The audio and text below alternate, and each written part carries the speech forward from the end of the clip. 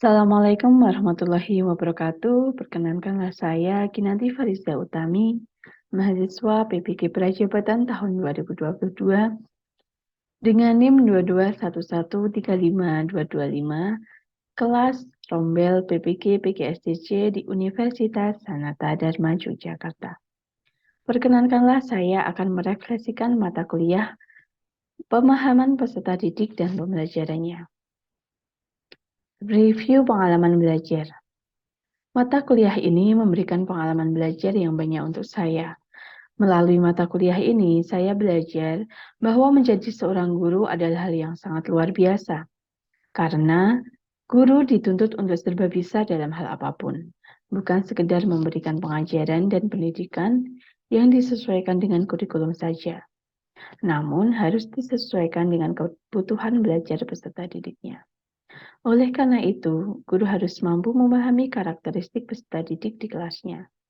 Hal tersebut juga berguna bagi guru untuk dapat dijadikan acuan dalam membuat perencanaan pembelajaran dan asesmen yang disesuaikan dengan karakteristik peserta didiknya.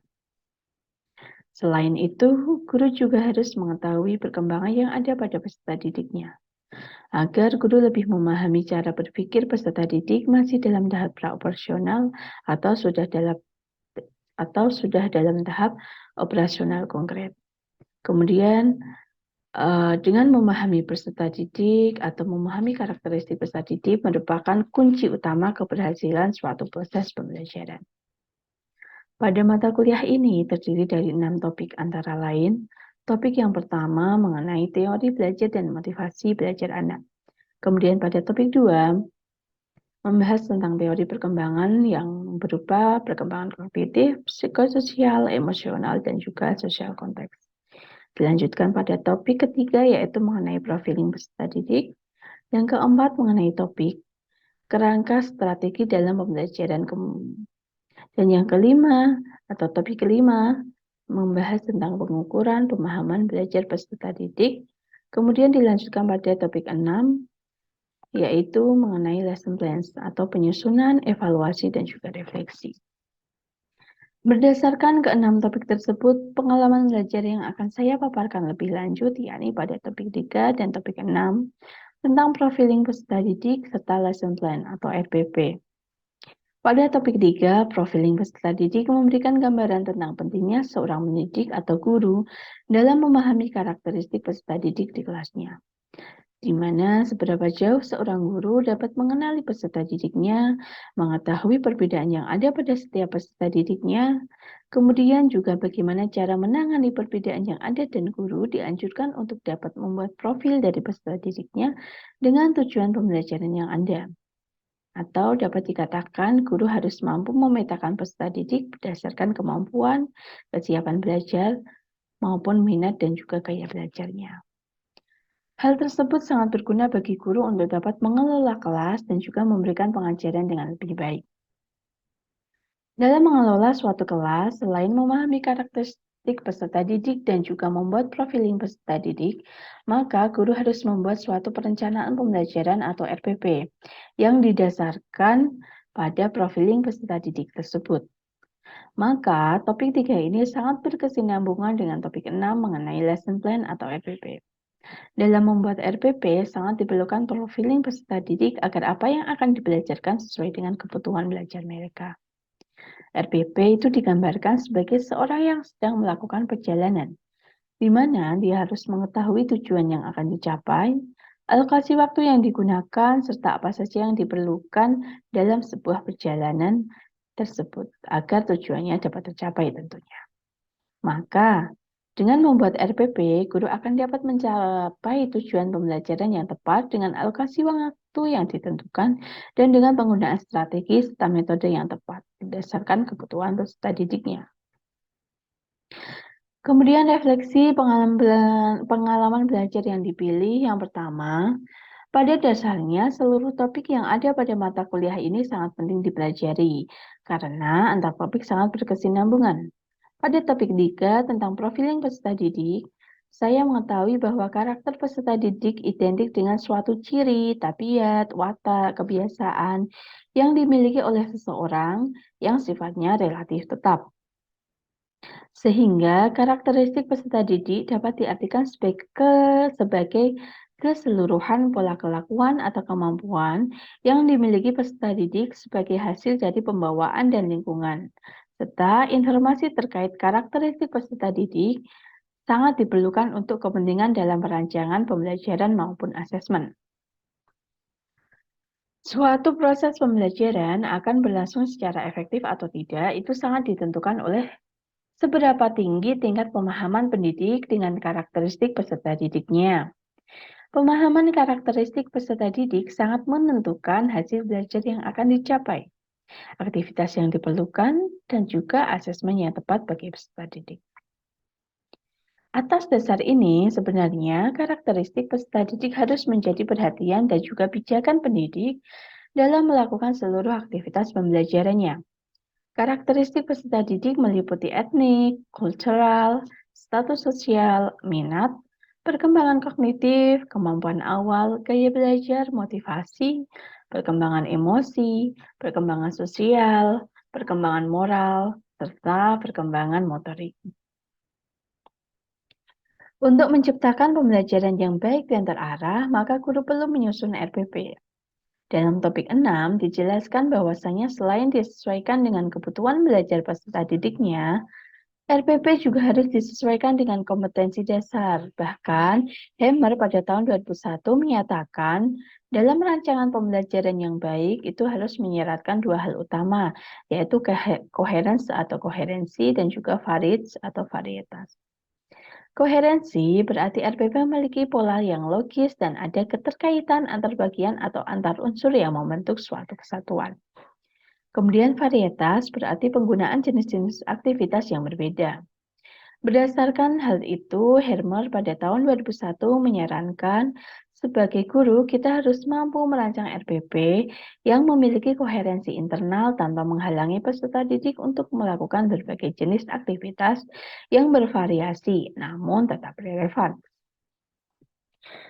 Selain itu, RPP yang baik itu memuat 11 komponen antara lain identitas nama pelajaran, standar kompetensi, kompetensi dasar, indikator pencapaian, tujuan pembelajaran, materi ajar, alokasi waktu, metode pembelajaran, kegiatan pembelajaran, di mana terdiri dari kegiatan pendahuluan, kegiatan inti, dan juga kegiatan penutup.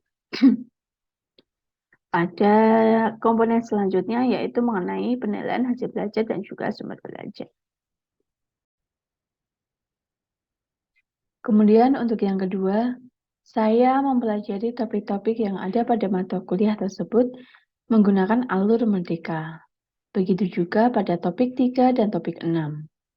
Pada mata kuliah pemahaman peserta didik dan pembelajarannya, saya mempelajari dan memahami materi dengan melakukan setiap kegiatan yang ada pada alur tersebut, yakni pada topik 3 profiling peserta didik. Pada fase mulai dari diri, saya menganalisis kasus yang terjadi pada Ibu Rita.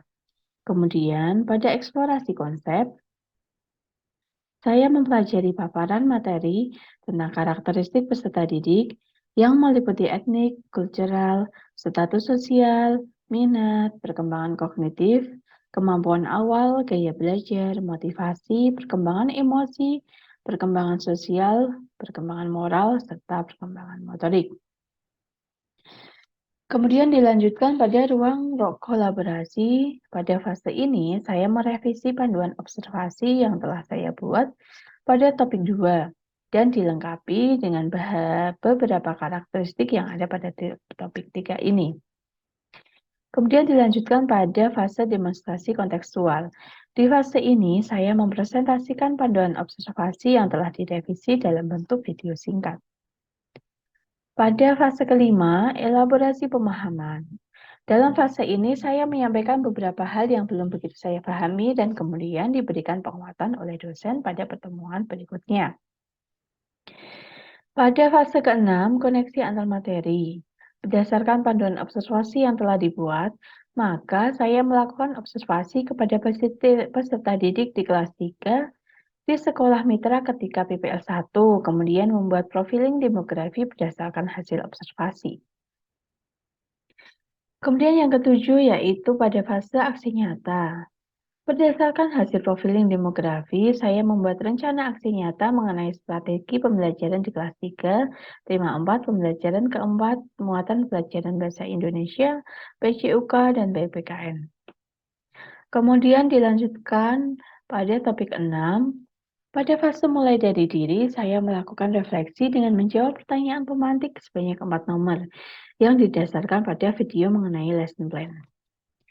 Kemudian, pada fase eksplorasi konsep, saya mempelajari dan memahami materi tentang lesson plan atau RPP terkait unsur-unsur ataupun komponen dalam RPP dan juga perlunya RPP bagi para pendidik.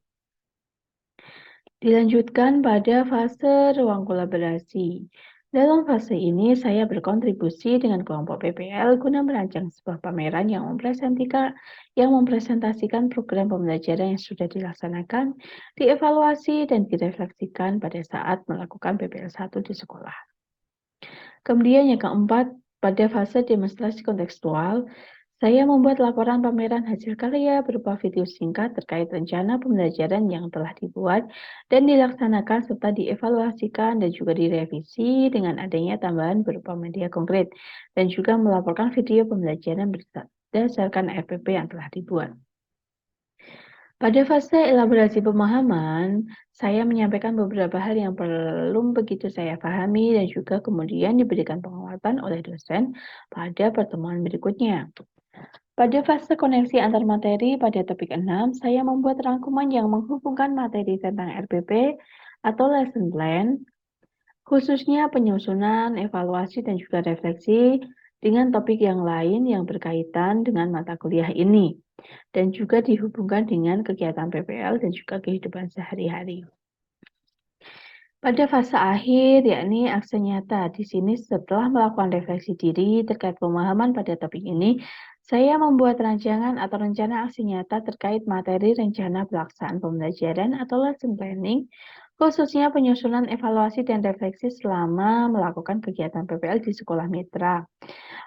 Pada topik 6 ini, saya membuat perencanaan pembelajaran yang dikhususkan pada kelas 6, tema 6, subtema 2, pembelajaran 5, dengan muatan pelajaran berupa bahasa Indonesia dan juga ilmu pengetahuan alam. Pada pengalaman belajar yang ketiga, yakni mengenai strategi yang diimplementasikan dalam mempelajari topik-topik tersebut, yakni dengan memperbanyak literasi terkait materi yang sedang dipelajari.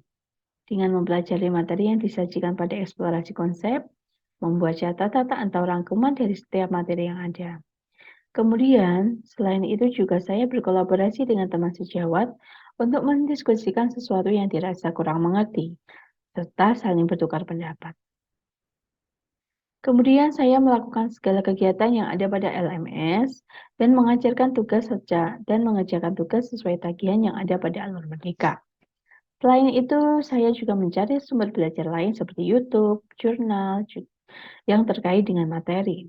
Selain itu, saya melakukan wawancara dengan guru kelas 3 terkait karakteristik peserta didik di kelas 3, melakukan koordinasi dengan kepala sekolah, DPL, dan guru terkait hasil perencanaan pembelajaran yang telah disusun, serta kegiatan praktik mengajar yang dilakukan. Kemudian juga melakukan tanya jawab dengan dosen terkait materi ataupun tugas yang belum dipahami. Analisis artefak pada topik 3 mengenai profiling peserta didik dan topik 6 tentang lesson planning yang mendukung hasil refleksi pengalaman belajar saya antara lain. Yang pertama yakni pada topik 3. Artefak yang pertama yakni mulai artefak dari fase mulai dari diri. Yakni seperti ini. Nah, di sini dapat diketahui bahwasanya kasus yang terjadi pada Ibu Rita itu merupakan sebuah program literasi dan numerasi yang telah dibuatnya. Nah, menurut saya, program literasi dan numerasi yang dibuat Bu Rita itu sudah bagus. Namun, ada beberapa hal yang menyebabkan program tersebut tidak berguna dan tidak berdampak pada peserta didik. Karena hal tersebut terjadi dikarenakan Bu Rita belum memahami karakteristik peserta didik secara menyeluruh. Nah, kemudian pada ruang kolaborasi, topik 3, yakni berupa panduan observasi yang dibuat secara mandiri yang disesuaikan dengan beberapa karakteristik yang dipelajari pada eksplorasi konsep. Artefaknya adalah seperti ini. Panduan observasi ini digunakan untuk melakukan observasi pada siswa kelas 3 di SD Kanisius Kembaran. Didasarkan pada beberapa karakteristik yang telah dipelajari dari topik-topik 6 yang ada pada eksplorasi konsep. Pada topik 3, mohon maaf. Nah, seperti ini. Menurut contoh panduan observasi karakteristik peserta didik, yakni berupa pertanyaan-pertanyaan.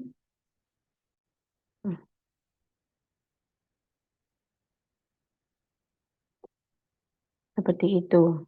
Kemudian dilanjutkan pada artefak selanjutnya, yakni demonstrasi kontekstual. Demonstrasi kontekstual ini berupa laporan hasil observasi pada peserta didik kelas 3 di Sekolah Mitra PPL atau di SD Kanisius Kembaran. Nah, laporan tersebut juga digunakan sebagai penilaian UTS pada semester 1. Seperti ini.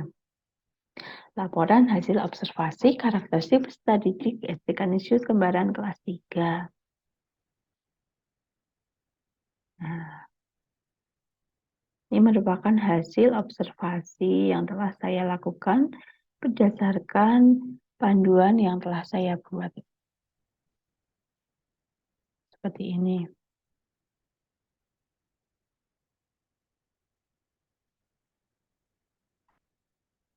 Kemudian dilanjutkan pada fase koneksi antar materi.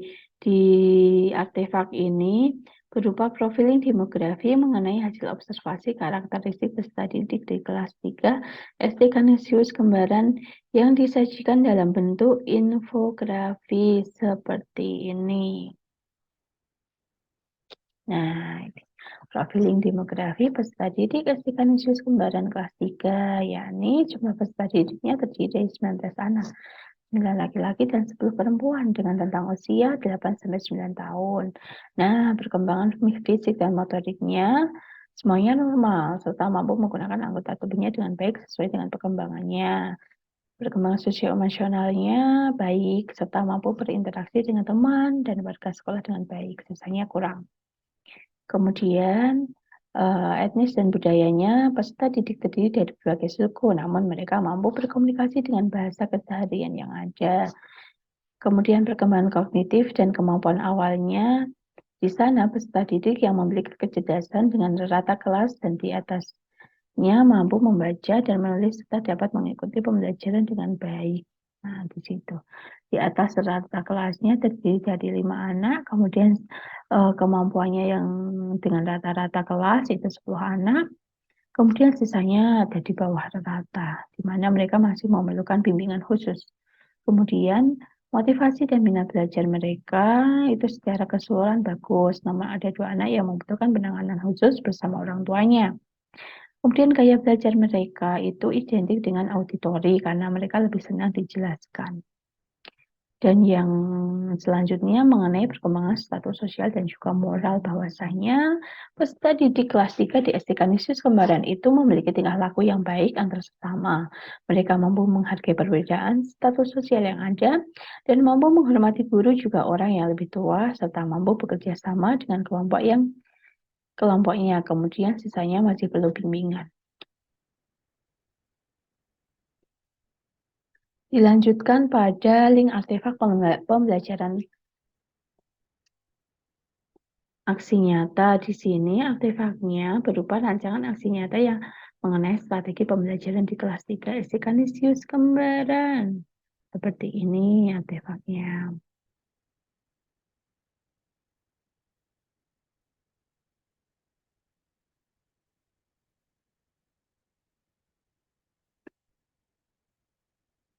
Nah, nih, RPP ini digunakan ketika melakukan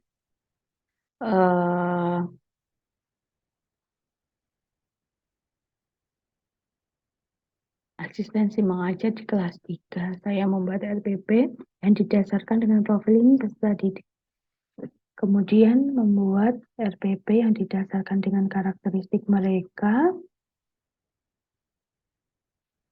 Nah, pendekatan yang digunakan yaitu integrated learning atau scientific menggunakan model pembelajaran problem based learning. Kemudian di sini mereka diberikan media pembelajaran berupa video dan juga gambar. Nah, dilanjutkan pada topik 6, yaitu artefak pada ruang kolaborasi. Hal ini berisi rancangan pameran akhir peserta bersama teman-teman kelompok PPL 1. Nah, ini merupakan gambaran dari pameran yang akan kami lakukan.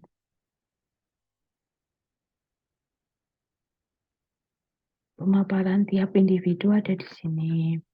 Kemudian dilanjutkan pada demonstrasi kontekstual. Nah, di sini artefak tersebut berisi link video pemaparan hasil karya pribadi saya sendiri dalam membuat, melaksanakan, dan mengevaluasi rancangan pembelajaran yang disertai dengan pembaruan berupa penambahan media konkret, yakni lingkaran pubertas, dengan tujuan untuk dapat memberikan pemahaman lebih peserta didik mengenai ciri-ciri pubertas laki-laki dan perempuan.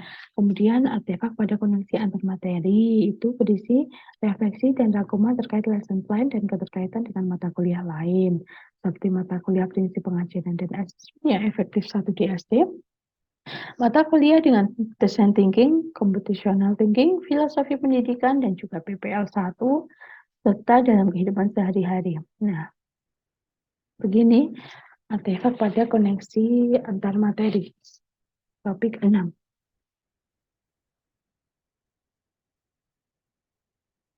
Nah, kemudian dilanjutkan dengan artefak pada aksi nyata.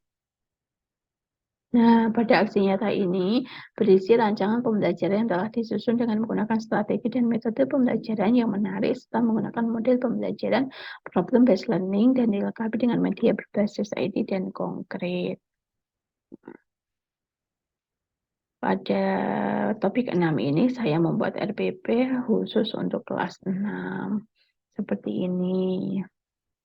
RPP terintegrasinya.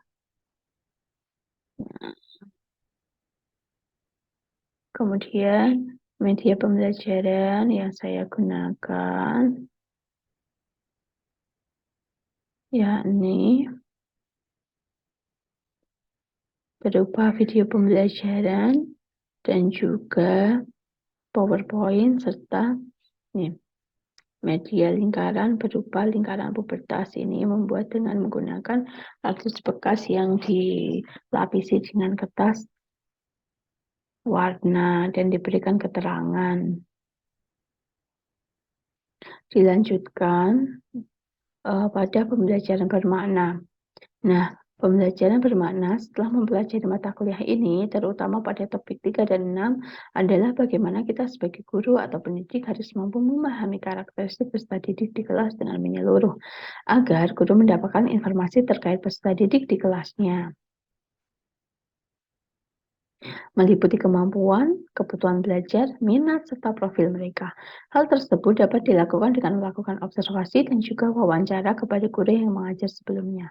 Karena dengan memahami karakteristik peserta didik, guru dapat membuat rencana pembelajaran yang baik dan efektif, sehingga diharapkan pembelajaran dapat berjalan secara efektif dan bermakna untuk peserta didik, serta tujuan pembelajarannya tercapai sesuai target yang ditentukan. Kemudian, hal yang telah saya pelajari tersebut akan menjadi bekal saya untuk memperbaiki diri dalam hal memahami peserta didik serta merencanakan sebuah pembelajaran yang disesuaikan dengan karakteristik peserta didik. Selain itu, dengan terus menggali pengetahuan dan bertukar pengalaman dengan teman sejawat akan menambah kompetensi diri dalam membuat perancangan pembelajaran. Dan nantinya akan saya terapkan ketika melakukan kegiatan praktek mengajar pada PPL 2 dan pada instansi yang ditempati suatu saat nanti. Sebaik mungkin dapat mengerti dan memahami kebutuhan belajar peserta didik dan juga memfasilitasi mereka untuk dapat belajar dengan nyaman dan enjoy. Itulah paparan dari refleksi mata kuliah pemahaman peserta didik. Kurang lebihnya dari saya ucapkan terima kasih. Wassalamualaikum warahmatullahi wabarakatuh.